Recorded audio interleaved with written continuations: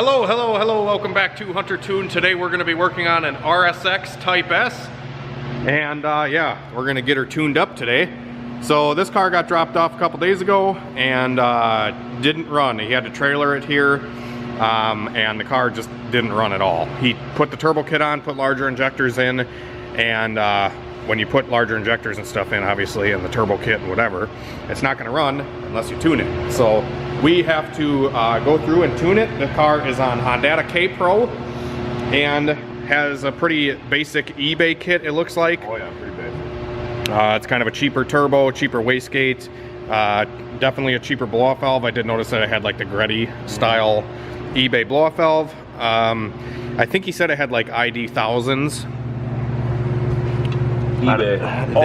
They're what is that, Deshworks? Oh, a Deechworks, yeah. These are Deechworks thousands. He has a Deechworks fuel pump. And yeah, we're gonna tune it today on pump gas.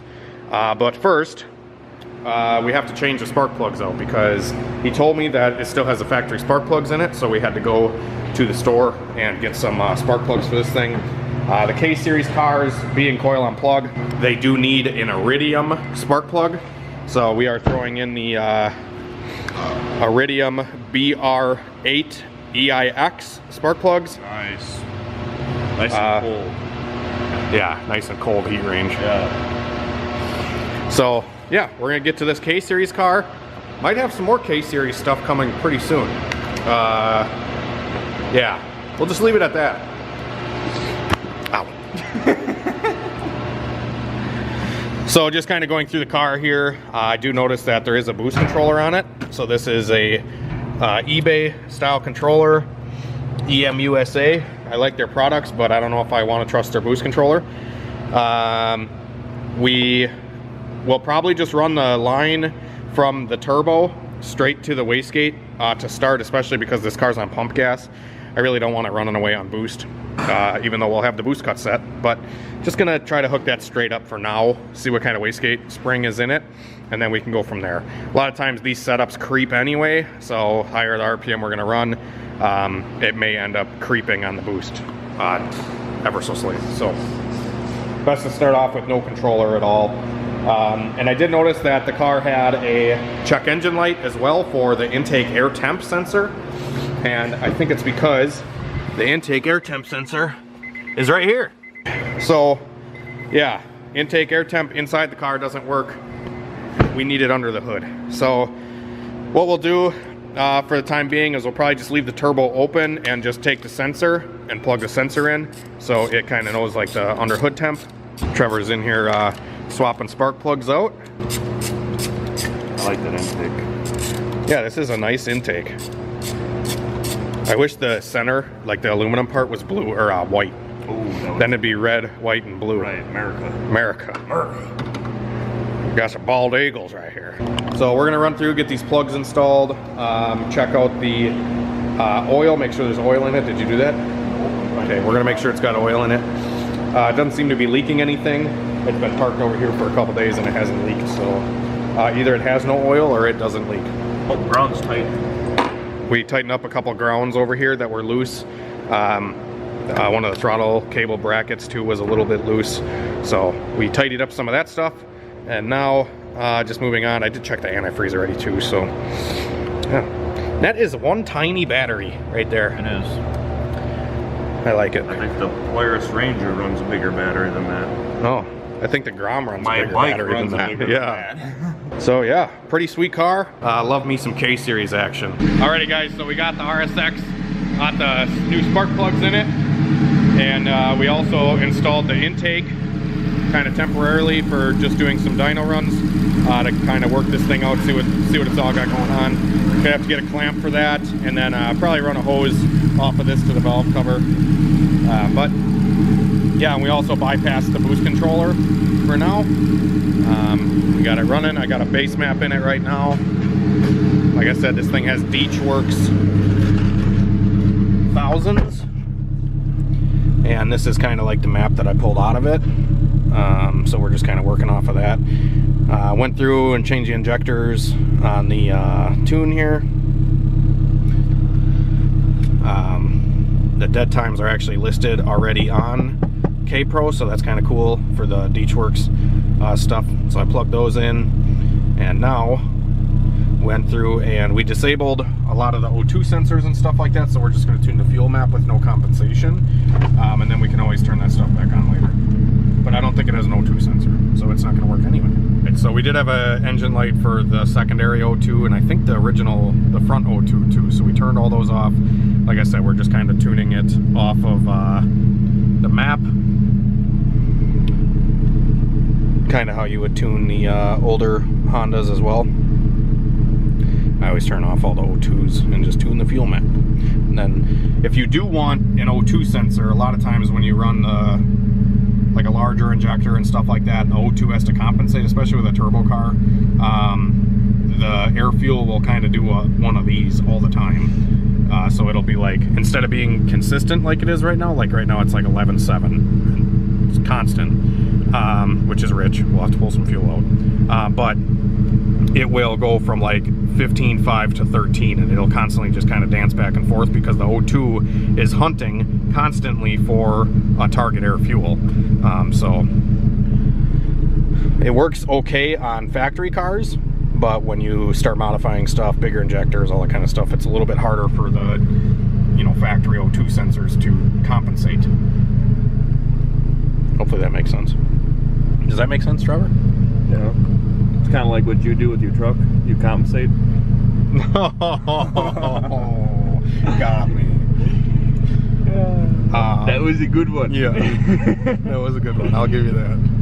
So, like, Holly has these same style sensors, but the software that runs it is a lot better. So, like, right, it'll be consistent and even like that. Here, let's pull some fuel out of idle here. So we can see that at idle we're running around 10 degrees of cam angle, between 0 and 10. I like to just have an even cam angle at idle, so we can run, you know, 5 or 10 or 0. It really doesn't matter. Adjust. So we'll set them all to 0 here, and then we'll tune the 0 degree table at idle, and we'll pull out. So it's like 11.9 right now. We'll pull out 15% at idle. And then we will hit upload. The car will almost die, but it didn't. You don't want to flash these things until you shut them off typically, but you pissed it off. I know. So we just pulled out 15% here. Oh, there you go. A little bit more. Now we're around 13.4, 13.5. I was going to pull 20, but I didn't want to get greedy. Didn't want to overdo it. I didn't want to overdo it, you're right. Baby steps. Baby steps. So we'll pull out another, I'm going to say 7. Minus 7%. Oh, that time it really got mad. That backfired.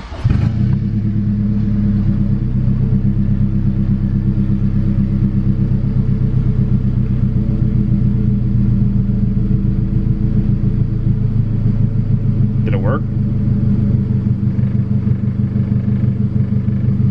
Is it working now, Mr. Krabs? And another thing we did do already is we set the TPS, so this TPS was modified a slight bit, and at idle it was reading 1%, so it wouldn't actually come in down into idle properly. So we had to adjust the TPS on the table here, went through throttle, set our endpoints. Yeah. So we're going to work through these fuel maps. It takes a little bit. We got to do 0, 10 degrees, 20 degrees, 30 degrees, 40 degrees. Probably won't go over 40. I don't think it's going to need it. And yeah, we're going to build a blend for our cam angles, but I like to tune them all, like, you know, tune all 40, tune all 30, tune all 20, tune all 10. So it takes a little bit, but we'll get her lined out. We'll pick up with you in a minute when we start rolling. All right, guys, so we got rolling on this thing a little bit, and we discovered an oil leak off of the turbo feed line. So we're going to try to take that off because, yeah, it's loose. So we have to get that squared away. And I was doing some tuning on the car already, and the guy that owns the car is calling me. I'll be right back. Alrighty, guys, so we fixed that oil leak. I think we fixed the oil leak. What'd you say? What? What'd you say?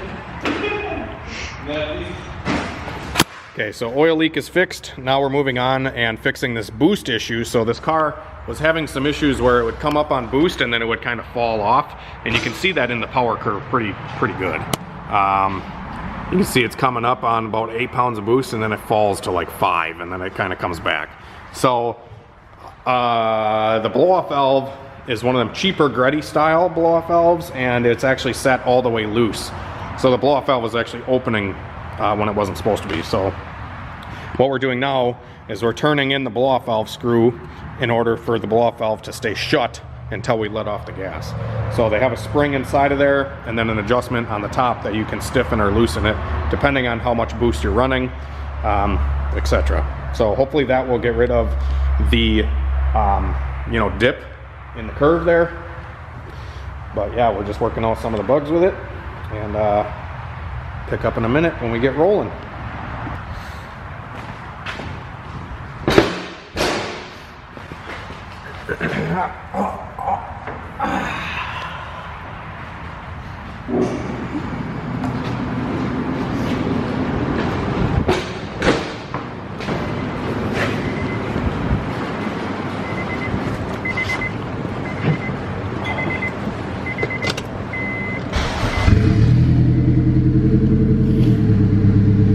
Ready to make some jam. What kind? Strawberry. Why not grape?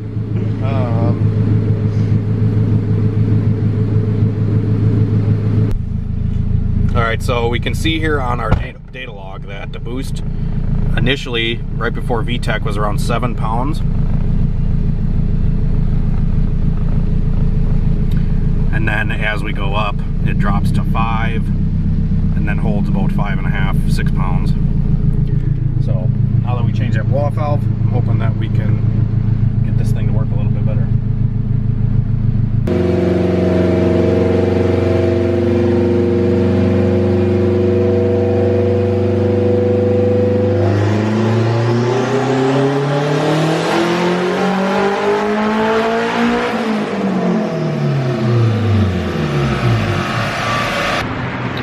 Alright guys, it's the next day. I came back out here to the shop. I kind of drove myself nuts yesterday with this RSX because it's been having this issue where the boost will come up to like 10 pounds and then it just falls on its face down to like 4 pounds.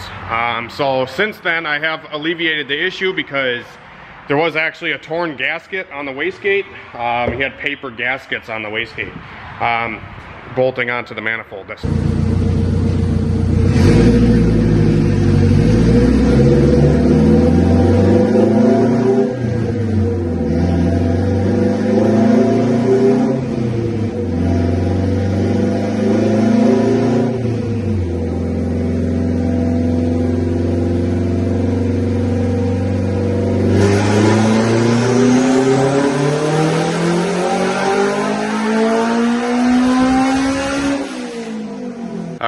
So we ended up tuning that RSX and it went pretty good after I fixed that wastegate gasket.